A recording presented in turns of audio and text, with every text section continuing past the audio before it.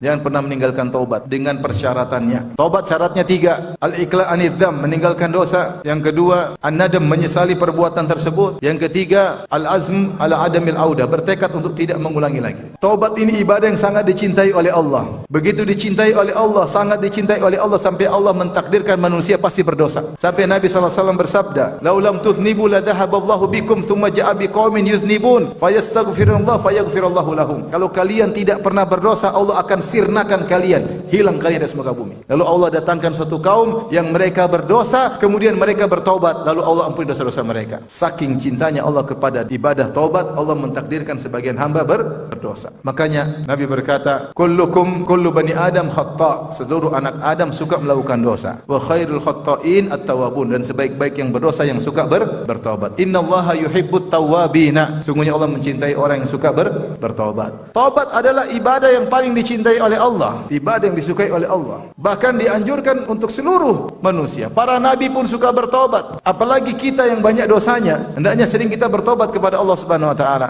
Dan sebaliknya, dia adalah ibadah yang paling dibenci oleh syaitan. Kenapa dibenci oleh syaitan? Karena hasil kerjaannya gagal semuanya. Bayangkan syaitan menjebak seseorang, orang ini berzina, merampok, membunuh, melakukan maksiat. Di ujung hayatnya dia bertobat. Syaitan ngenes enggak?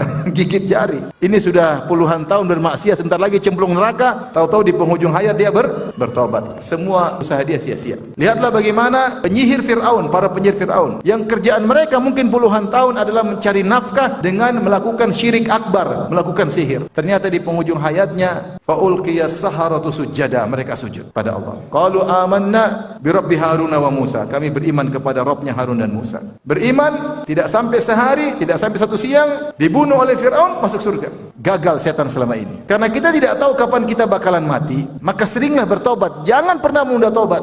Apa kata seorang penyair? Bahwasanya kematian tiba-tiba, kata penyair tersebut, ya, man lam yamut bi sayfin mata bi ghairihi. Ta'addadatil asbab wal mautu wahid. Siapa yang tidak meninggal karena pedang, artinya dia selamat, tidak dibunuh oleh pedang, dia akan mati dengan sebab yang lain. Dan sebab kematian sangat banyak, semuanya menuju pada satu tujuan, sama-sama mati. Oleh karenanya, kalau lagi maksiat, segera bertobat. Jangan bilang, saya maksiat malam ini, besok habis subuh saya yang bertobat, pas salat subuh. Ya, ente tidur belum tentu bangun subuh. Bagaimana seorang meninggal su'ul khatimah, sebelum meninggal bermaksiat dan belum sempat bertobat, waliyadzubillah.